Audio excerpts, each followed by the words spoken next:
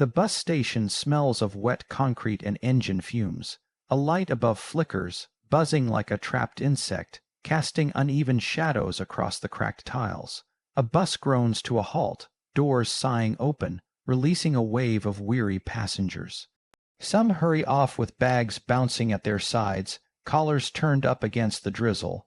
Others don't even glance back, already swallowed by the city night. But one figure doesn't rise.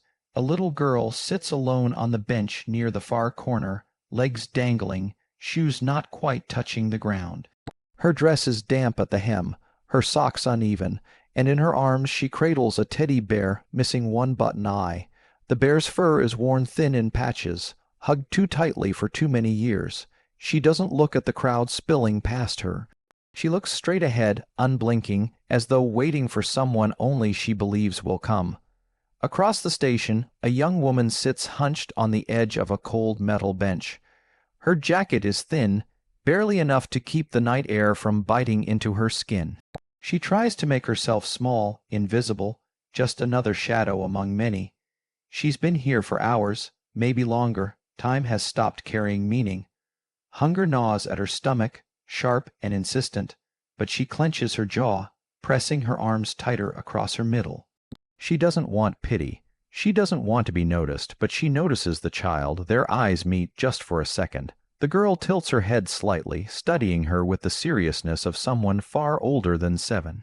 The woman quickly looks away, but she feels the weight of those eyes linger, pulling her back like a thread wound tight. She tells herself not to care. She can't afford to care.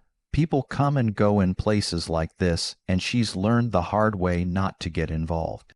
Still, she finds herself glancing again. The bench beside the girl is empty. No suitcase, no adult nearby, no nervous parent scanning the crowd. Nothing but the child, the teddy bear, and the eerie calm in her small face. The woman shifts uneasily, tapping her foot against the ground. Maybe she's waiting for someone in the restroom. Maybe her parent is buying a ticket. Maybe. The girl adjusts the bear, tucking its head beneath her chin. Then, as though she's been watching for this exact moment, she turns and locks eyes with the woman again. This time, she doesn't look away. There's no fear, no hesitation, just something unsettlingly steady, as if she knows her. The woman's chest tightens. She swallows, dry, throat aching for water. She wants to stand, walk away, disappear into the night, but she doesn't move. She's caught, frozen in place by the silence stretching between them, by the unspoken question hanging heavy in the air. The girl's lips part. Her voice is soft but clear, cutting through the hiss of bus brakes and the distant rumble of traffic. The girl shifts on the bench, hugging the teddy closer to her chest. Her eyes never leave the woman's face, not even when the rain hammers harder against the station roof. Her voice is quiet at first, almost a whisper, but in the echoing emptiness of the bus station it carries. My daddy. He left. The woman's body stiffens. She doesn't answer, doesn't even move, but the words dig into her like a shard of glass. The girl traces the torn seam of the teddy's paw with her thumb, voice trembling but steady enough to finish. He said he'd come back for me, but he's not. The words hang heavy, floating between them, and the woman feels her throat burn. She doesn't want to hear this. She doesn't want to feel this. Because somewhere deep in her memory there's the echo of another promise, another absence, another night spent waiting on someone who never returned. She presses her nails into her palms, trying to shut it out, but the girl keeps going. I waited. I counted 1 night, 2 nights, 3. I thought maybe if I stayed right here, he'd see me when he came back. Her small legs swing beneath the bench, shoes scuffing the concrete with a hollow sound. The woman notices how pale the girl's knees look under the station light, how her socks slide down her ankles, how much too big the shoes seem. She wants to ask something, anything, but fear holds her tongue. If she opens her mouth, she might reveal how badly she understands this kind of waiting. The girl tilts her head, watching her with unsettling calm. You look like you know, she says, not a question, a statement. The woman's chest tightens. She shifts in her seat, suddenly restless. Her mind races with escape plans. stand up, walk outside, vanish into the blur of traffic. But she can't.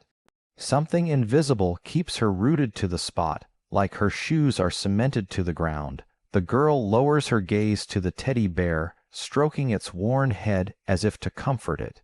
Then, without lifting her eyes, she adds, "Maybe God sent you. Maybe you're my mommy now." The words slice through the air, sharper than the cold wind sneaking in through the station doors. The woman feels her breath hitch, heart thudding too fast, too loud. Mommy.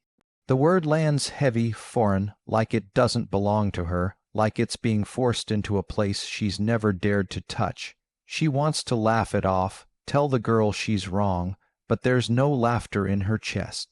Only silence and the weight of a role she never imagined someone would hand to her. The girl finally looks up again, her eyes wide, steady, searching. She studies the woman's face as if waiting for something. An answer, a gesture, a sign. The woman doesn't move. She can't. Because for the first time in years, someone is looking at her like she matters, like she belongs to a story larger than herself, and the thought terrifies her more than anything else in this broken station. The bus pulls away, tires hissing on wet asphalt, and suddenly the station feels emptier than before. The flickering overhead light hums louder, echoing in the silence left behind. The girl sits with her teddy tucked under her chin, her small hand brushing against the cold metal armrest of the bench. The woman shifts on her seat, every muscle tight, every thought colliding with the next. She should walk away. That's the first thought pounding through her. She doesn't have the right shoes, the right clothes, the right life to stand in for a missing parent. She doesn't even have enough money to buy herself a meal tonight. What could she possibly give a child who needs more than she has ever held? But then the girl's hand moves, small fingers sliding across the empty space between them. They reach for hers without hesitation, as if the choice is already made, as if the girl has no doubt that the stranger on the bench is the only one who belongs. The woman stares at that hand, trembling with the weight of what it means. She imagines herself leaving, pushing off the bench, turning her back, letting the night close in again. She's good at disappearing. She's done it before countless times, but this time her legs won't obey. The girl's eyes hold her there, steady and unblinking, as though she's tethered by something invisible. The rain drums harder against the roof, a steady rhythm like a ticking clock. Every second stretches longer, pressing her toward a choice she isn't ready to make. She pictures the girl sitting here alone when the next bus comes, picture after picture stacking in her mind until her chest tightens with panic. She doesn't want to see that image, but it won't fade. The girl leans closer, her voice so soft it almost vanishes under the storm. "You don't look scared." The woman almost laughs at the words, though nothing about this feels like laughter. She's terrified. Her hands are cold, her heart racing, her stomach twisted in knots. But to the child, maybe she looks steady. Maybe the bruises she carries inside don't show on her face the way they feel in her bones. She tries to speak, but no words come. Her throat locks, her lips press shut. All she can do is let the girl's fingers curl into her own, light but unshakable, a grip that doesn't let her pull away. She feels the warmth of that small hand seep into her skin, spreading through her arm, her chest, her breath. It's fragile and strong at the same time. It's need and trust and something heavier she doesn't dare name. The station creaks with emptiness. A gust of wind pushes through the cracked doors, scattering scraps of paper across the floor. Somewhere in the distance, a siren wails, faint but drawing closer, reminding her the world outside hasn't stopped moving. Her mind spins, searching for a path, a reason, a way out. But every option circles back to the same point, the same grip around her fingers, the same eyes staring at her like she is the answer to a question she never agreed to take. The station air shifts. What was only the hum of fluorescent lights and the patter of rain now thickens with a new sound. Heavy footsteps striking against the wet floor. The girl stiffens, her hand tightening around the woman's fingers. Her teddy bear slips slightly in her other arm, its stitched smile crooked as though it knows what's coming. A voice slices through the dim. "There you are." The woman turns her head slowly, every instinct screaming before she even sees him. A man is standing near the entrance, frame broad but slouched, clothes wrinkled and stained. His eyes are sharp, restless, darting between the child and the woman, lit with something dangerous. He sways just enough to reveal the weight of the bottle on his breath, the bitter stench drifting ahead of him. The girl doesn't move. Her lips part, but no sound escapes. The man steps closer, boots squeaking against the slick floor. His hand juts forward, not toward the woman, but straight for the girl. Fingers clamp onto her small arm, rough, too tight, pulling her half off the bench. The teddy dangles, nearly falling. The woman's pulse pounds so loud it drowns the hiss of the rain.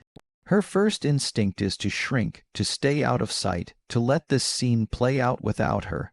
That's what survival has always meant. Don't get involved. But the girl's eyes shoot up at her, wide, pleading without a word, and the grip on her hand is iron, desperate. The man growls low, his words slurred but hard. I told you to wait. You don't just wander off.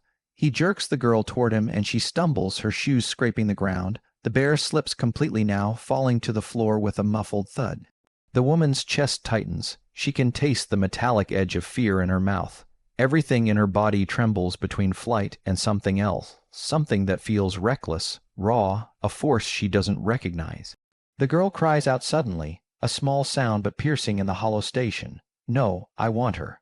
The man freezes, turning his gaze fully on the woman now. His eyes narrow, glassy but sharp with suspicion, with anger, with a threat unspoken.